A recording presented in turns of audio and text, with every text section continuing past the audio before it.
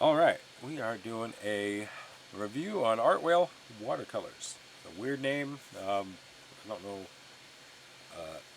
Is it a whale that paints? Are they really big paints? Yeah, I don't know. It's a Chinese company. They come up with some interesting names. Uh, Paint is pretty okay. The pigments that they use, which they list on the tubes, and I appreciate that. I think a lot of people do. Uh, Most of the pigments are pretty good. There are some boogers in there, and there's some mislabeling on the tubes. This has been noticed by more than just myself. Um, for example, the Madder Lake Deep, they say it's PR22, which is almost always a magenta, and this is clearly like a rubine or ruby color, um, which is what you would see in like PR264 or PR179 or 177 even. Um, so yeah, I'm not confident in those colors, but I mean, it's a $35 set of 24 15 mil tubes. That is a lot of paint. Uh, and even their permanent lemon yellow is PY184 is what they say it is. That looks a lot more. I don't know. It's PY184 is typically much more opaque than what this is showing here. At any rate, I kind of cherry picked through the set of 24 tubes, and I picked the 18 uh, that I would most likely use. I'm more of a landscape person, so I don't use a lot of the other colors that you would see in like florals and things like that. So this is my set. This is just like one of the Jerry Q 18 well watercolor sets that comes with a brush and some other things, and they have a bunch of pan paints in here. I just dump the pans out and immediately refill um, with tubes of pro quality paint. Uh, I love these little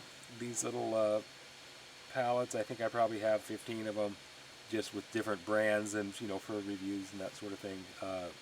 They're fantastic. They're a nice size. I have several of these. Um, the Magello. Well, that's one of the brands. I think that's who originally put it out. These are nice too. They're kind of big for doing small stuff or even being portable. They do hold 18 as well. These are great, and they're airtight, which is nice. These are not airtight, but they're pretty close. Um, well, at any rate, I'm not going to do a big, long, wordy review of these. What I'm going to do is paint a picture with them, and so you can listen to some nice music instead of me going blah blah blah. I've had coffee today, so blah blah blah is going to happen. Uh, Couple of caveats. I don't like how they dry or cure in the palette. They get just rock hard. They split a little bit. Now you can obviously counteract that, adding some glycerin or even like 3 drops of honey per well. That'll help give them some elasticity as they dry, so they won't break and crumble. Uh, but like every time I slam this lid or close it, even a lot of these little things will pop out and land in a different color. That's why I've got green in my orange, and just yeah, not that big a deal, especially for the price. You do get a lot of good paint, and they re-wet surprisingly well. Even though they're rock hard, I mean they come right out with the color. So uh, no real need, as far as I can tell, to pre-spritz these like I do with some of the other brands that I work with, or have to if I want to use them. Um, yeah, they're just, I mean, surprisingly clean colors. Good transparency. The colors that I chose for my palette are the most light fast set that I could find in the box. Light fatness. uh, it's it's important. It is important if you're going to try to sell your work. I mean, you're going to want to try to make sure that your customers have something that if they pay money for, it's gonna hang around for a while. But then again, we're not painting pictures and then just go sit them out in the sunshine, for 6 months straight, and then being sad that one of our reds faded into a pink or something like that. Um, light fastness has become a big issue. It is good to know your pigments. It's good to know your tools. But for 35 bucks for a set of these, I mean, that works out into, was that like a $1.50 a tube or something? That's pretty good. Um, some of the tubes are convenience mixes. That's not a horrible thing. A lot of times I'll set those aside and I'll give them out as freebies or something if somebody wants to try Art Whale watercolors. But overall, pretty darn good set of watercolors for the price. I would put them well above uh, student grades and scholastic grade. Uh, yeah, definitely. I would have no trouble selling a picture made with the colors that I've chosen here, as far as being able to guarantee longevity and that sort of thing. So, at any rate, I'm gonna paint a little picture here so you can kind of see how they work together and listen to some music. All right, thanks.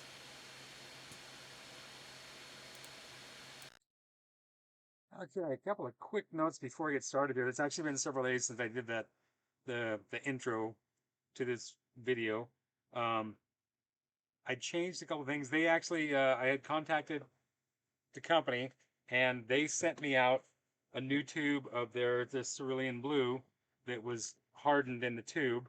Um, and what I did in this, my larger palette, well, my palette with more colors, uh, I scraped out the the chunk that was hardened that I pulled out of the old tube, and I had squirted some Shinhan Peacock Blue in there too because that's about the right color, uh, and then I smushed it in there. Well, I pulled all that out of there and I filled the well back up with the cerulean blue from Art Whale. They sent me, with a regular. Sorry, I just threw the lid down. Oh, cool! Now it's all over me. um, can't make a video without getting dirty. So, yeah, I got the new tube, filled it up, and this tube definitely has. Come on now. There we go. This one definitely has titanium white in it. It's a PW6. You can see the color that it's turned. Um, Van Gogh, a couple other companies in there, cerulean blue. This should actually say hue. Uh, they just basically mix phthalo blue with white and and call it cerulean blue. So they were really nice about it. As soon as they got the tubes, they've been sending them out as people request because I guess there was a whole bunch of people that had the same problem. It's just for some reason the cerulean blue was hardened in the tube. So that's really cool that they're standing by their product. Very nice people to work with. Um, I don't use the violets anyways, but I'm almost guaranteeing that's not PB19 and PB29 for their permanent blue violet. That looks so much like dioxazine violet, but I don't use it anyways. So that's just these are my colors over here that are not really in any of my palettes. The big tube of black, not super useful for me. That'll be a freebie. Permanent blue violet. This is the one that's supposed to be PB19 and PB29, which is quinacridone violet and ultramarine blue. Uh, I don't buy it. I think it's mislabeled. Um, the light oxide red. This is just PR 101, and it's a good version of it. I just don't have it in my palettes. I like burnt sienna better. Uh, the Hooker's Green Dark is nothing wrong with it. It is just a mix of Phthalo Green, the blue shade, and PY 154, which is Benzie Yellow, Benzamia Zolone or whatever it is. Um, Good paint. It's just I don't have that color in any of my palettes right now. Um, I'm leaving this one in here. This crazy weird It says that it's olive green made from PG7 and PY154. Um, I have never seen those two colors mixed in any ratio to make a messy, I don't know, it says like a dark moss green. I'm pretty sure that's mislabeled too. Uh, I've got it in my palette. I'll use it. Actually, I've had trouble using it. It's kind of it's already muddy, so it kind of muddies out the mixes. Um, and then their vermilion is it's a good color. It's PR 254, extremely light fast. Um, Pyrrole Red, and again the PY 154, the Benzie yellow, which is also very light fast. If indeed that's what those are. Uh, I was playing again with this Madder Lake Deep. This color, they say it's PR 122. Um, and again, I've never seen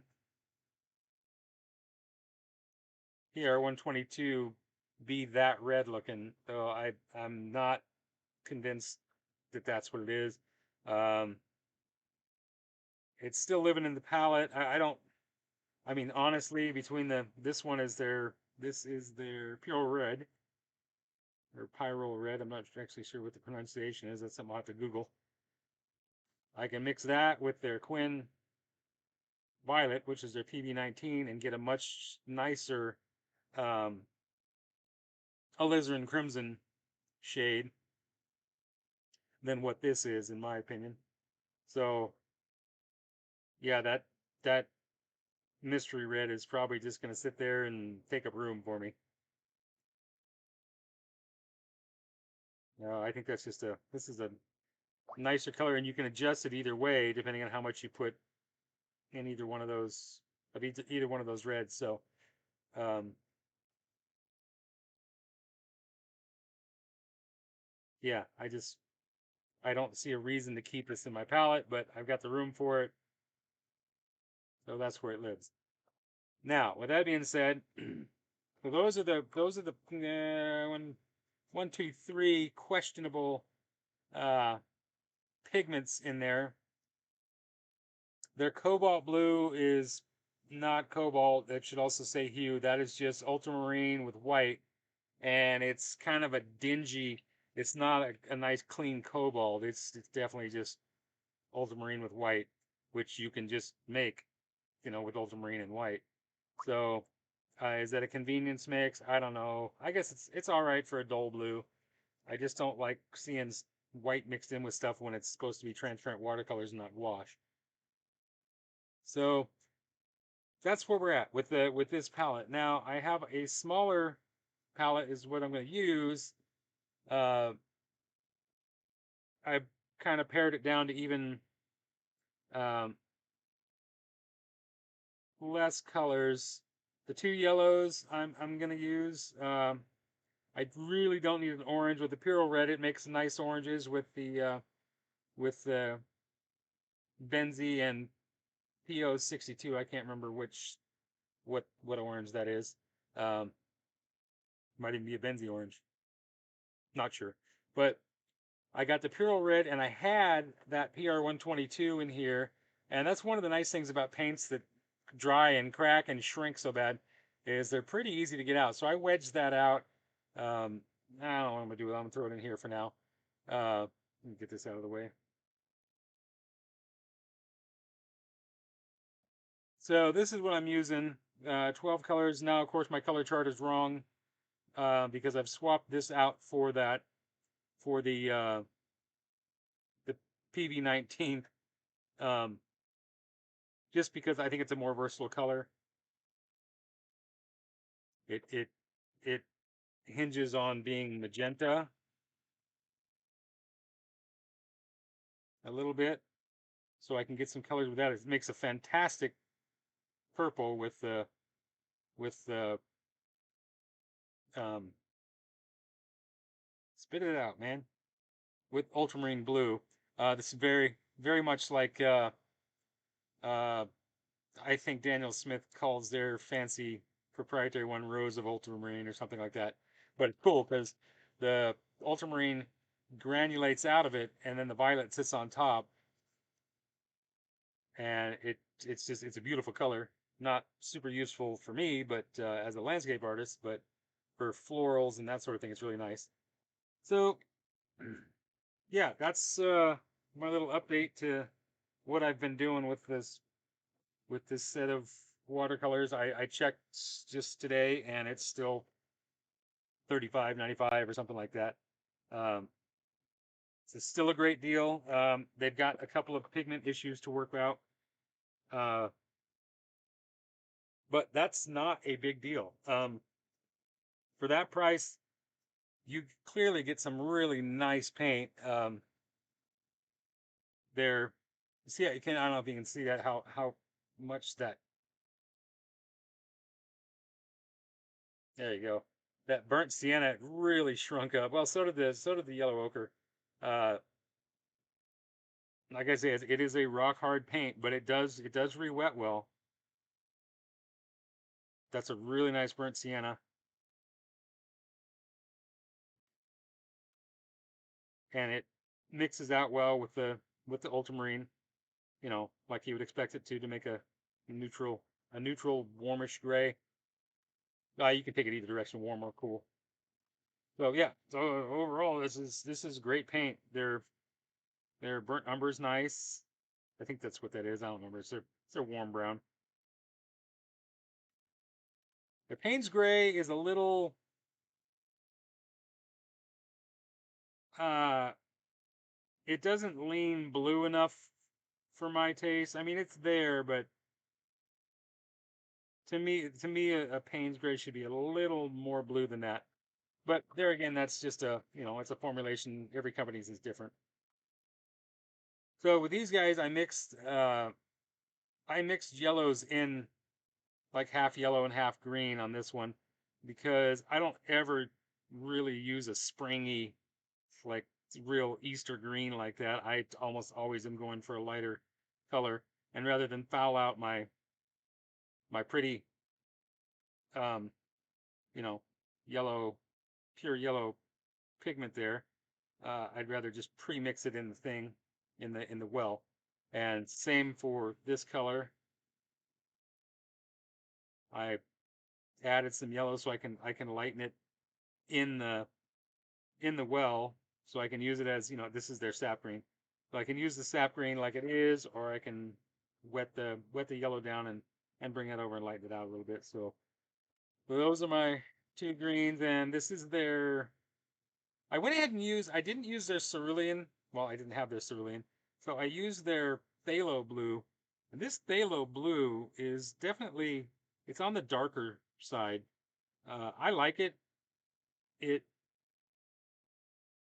it's easy to pull it out into something that's not as intense and candy colored as most phthalos do.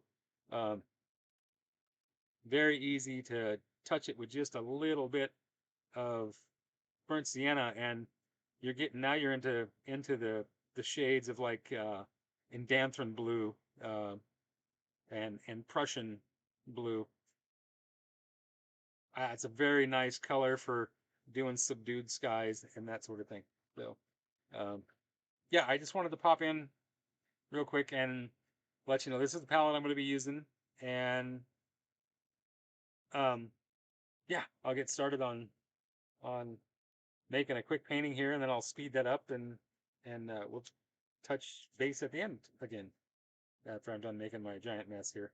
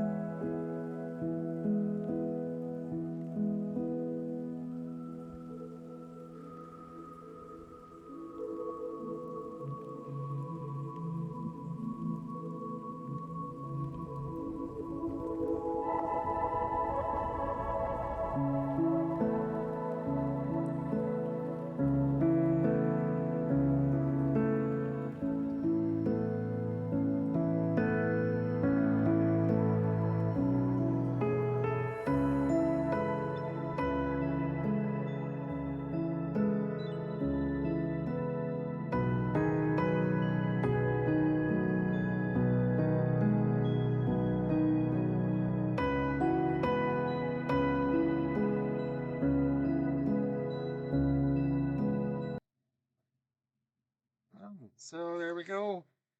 More ACEO finished. Got a little dark. I don't think that's the paint's fault. That was just the way I did it. Yeah, not bad. A little cartoony. Overall, I like the way they behave. Um, yeah, they work great. Uh,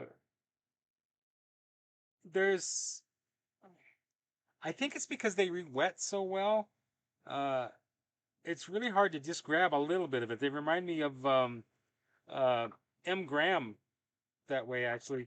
Even though they're not, I mean, they're just rock hard. M. Grahams are just, they stay almost semi-moist in the pan, even when they're super cured. Um, but it's just so easy to pick up so much paint. When I was getting the red and the yellow, I noticed that it was really coming off on the brush quite a bit. But yeah, they're great paints. I'm gonna keep playing with them. Um, it's not my go-to brand for paint and watercolors and that sort of thing. Uh, but absolutely serviceable. I'm thinking about doing a comparison between these and Paul Rubens, another Chinese uh, watercolor paint that's also very good using decent pigments. But that's for another video. So, yep, I'm gonna sign off and get this published, and hope you enjoyed it. Click on the like button and subscribe. Love to have you as a subscriber. Thanks for watching. See ya.